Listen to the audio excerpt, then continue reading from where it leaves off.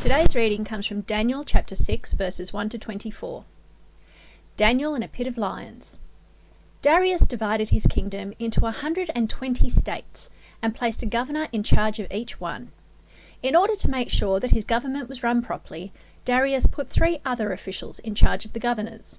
One of these officials was Daniel, and he did his work so much better than the other governors and officials that the king decided to let him govern the whole kingdom. The other men tried to find something wrong with the way Daniel did his work for the king, but they could not accuse him of anything wrong because he was honest and faithful and did everything he was supposed to do.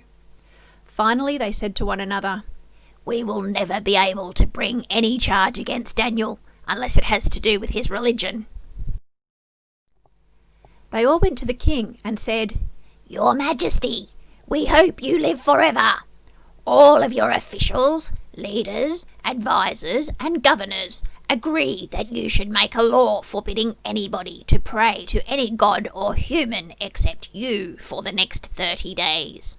Everyone who disobeys this law must be thrown into a pit of lions.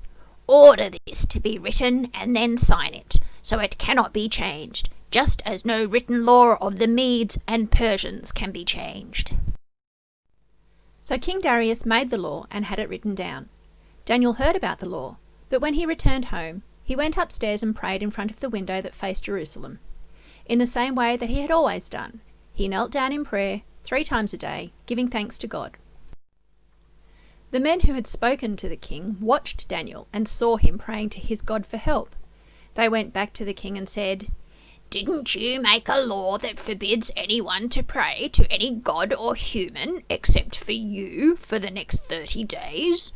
And doesn't that law say that everyone who disobeys it will be thrown into a pit of lions?" "Yes, that is the law I made," the king agreed. "And just like all written laws of the Medes and Persians, it cannot be changed." Then the men told the king, "That Jew named Daniel, who was brought here as a captive, refuses to obey you or the law that you ordered to be written, and he still prays to his God 3 times a day." The king was really upset to hear about this, and for the rest of the day he tried to think how he could save Daniel. At sunset the men returned and said, "Your Majesty, remember that no written law of the Medes and Persians can be changed, not even by the king." So Darius ordered Daniel to be brought out and thrown into a pit of lions. But he said to Daniel, "You have been faithful to your God, and I pray that he will rescue you." A stone was rolled over the pit, and it was sealed. Then Darius and his officials stamped the seal to show that no one should let Daniel out. All night long the king could not sleep. He did not eat anything, and he would not let anyone come in to entertain him. At daybreak the king got up and ran to the pit. He was anxious and shouted, "Daniel, you were faithful and served your God. Was he able to save you from the lions?"